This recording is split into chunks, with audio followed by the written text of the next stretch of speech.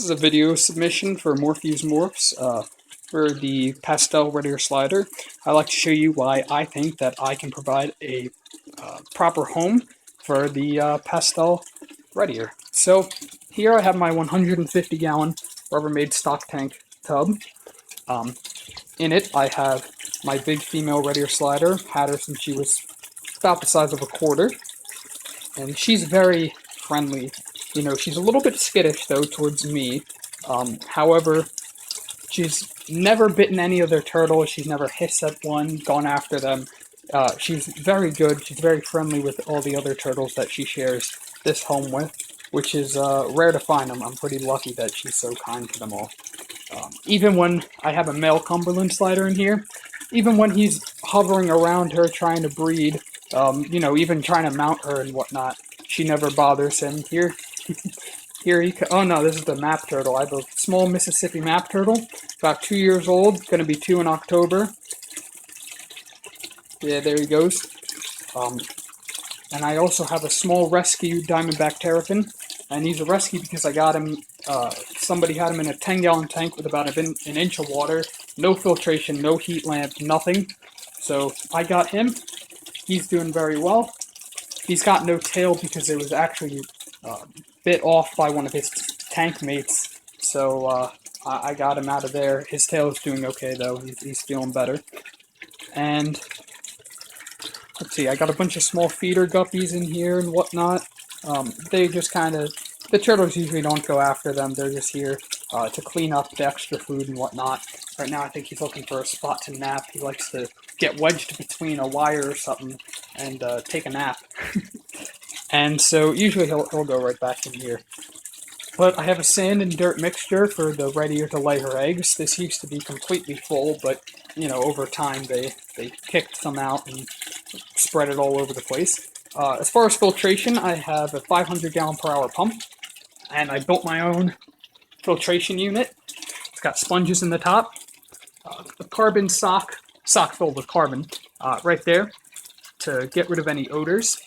There I have sponges and filter media, and there I have some pot scrubbies and more sponges for the beneficial bacteria. I feed them reptomin and repticalcium, keep their shells nice and strong. Sometimes I'll give them crickets or bloodworms or anything like that as an extra boost of protein. Here you can see I have plenty of filter media to keep everything clean. Now I'm actually getting a 300-gallon tub. I'm going to probably keep this as the winter home and put the 300-gallon tub outside. Now I know how wary people are about putting turtles outside, but I can assure you it will be 100% covered with a net and that nothing will be able to get to it. I can also ensure that he will be safe, and if you don't feel that he's comfortable being in here with the other ones, even though my big red ear has not gone after any other turtles, if you feel, I'm leaving this up to you because I want you to be comfortable with where the turtle is going. Now, I personally feel he would go fine in here, but I want that to be left up to you.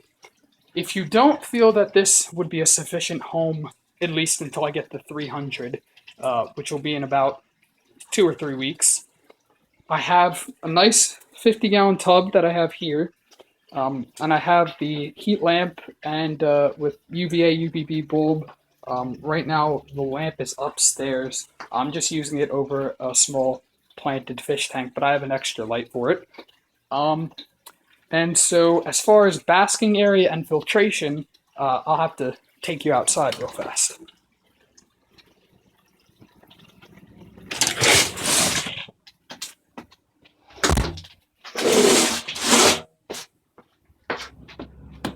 Alright, so out here, I'll show you some of my other animals. I also have a rescue box turtle here. This tarp is, it was raining the other day, so I cover him up. Here's my little rescue box turtle. I say rescue because my teacher was actually at a softball game. Somebody dropped a turtle and drew all over it with Sharpie, so he picked it up. And he, you know, asked me, he's like, hey, I know that you have turtles. Can you take this guy in? And I said, sure, no problem. So I'm taking care of him right now. He's got a nice little hut just in case he wants some shade when the sun gets over him in a little while. A nice water tub, fresh lettuce. this is a beautiful piece of driftwood that your turtle will have access to in the 50-gallon tub if you choose that he should not go in the 150. So there are several perks to this. It's angled from down here to up there, so it provides a nice slow ramp for him to get onto. Easy accessibility. It's stable already just sitting like this. It's got a nice hut underneath. My hand actually goes all the way through, so that way he won't get trapped or anything. It's really a nice piece. So that is basking taken care of. Over here, right now I'm using his filter, but my friend's coming tomorrow to take this goldfish off my hands. I have a big Oriental Ryukin goldfish, and he's down in there, but this is the filter that I'm using right now.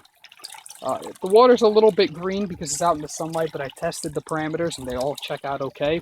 And I know that goldfish don't mind a little bit of algae, but I know that this filter is extremely powerful. I've used it on a, I think, 75-gallon tank, and it's kept the whole thing crystal clear with turtles in it.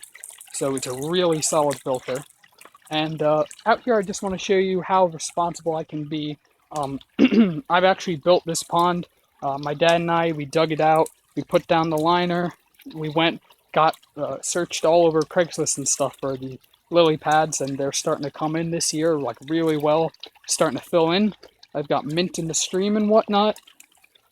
That piece of driftwood actually behind this big pole is going to be used in the 300-gallon tub when I get it, and the 300 will go right here, and I'll put a screen over top of it. That tank right now just has some plants and a couple of guppies in there.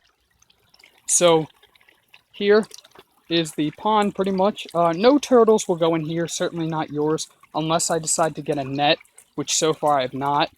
Just because I think it's better off without it. I like just the fish. There are caves and whatnot in case I do decide to get the net. Keep them in, keep them away from predators. I have a 2-tier stream over here. I'm actually growing mint right now as well. There are 2 frogs back there. This is all mint. It's 2 tiers. And I built my own 55-gallon drum filter. And that keeps everything nice and crystal clear. There's also a tomato plant growing there. So yeah, that's just to show you, I can keep several projects running at once. I also have a small planted aquarium in my room. So yeah, I can handle quite a bit as far as the turtles go. I keep this nice and clear. I take care of them. I've got, that's the filter that I'll be using. And this is the driftwood that he'll be able to bask in.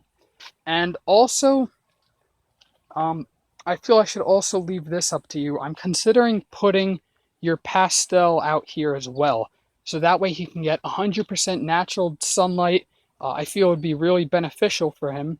However, if you feel that I shouldn't, I know that this net will be able to fit, both tubs pretty well. And if not, I have extra netting to put to fill in the gaps. If there's a space when covering up both of them.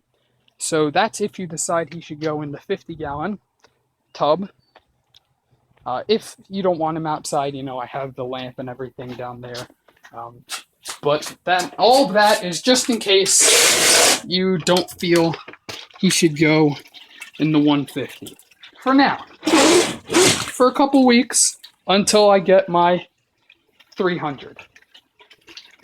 So thank you for giving me this opportunity, and everybody else. I really appreciate it. It's nice to find a morph breeder who's still active on YouTube and whatnot.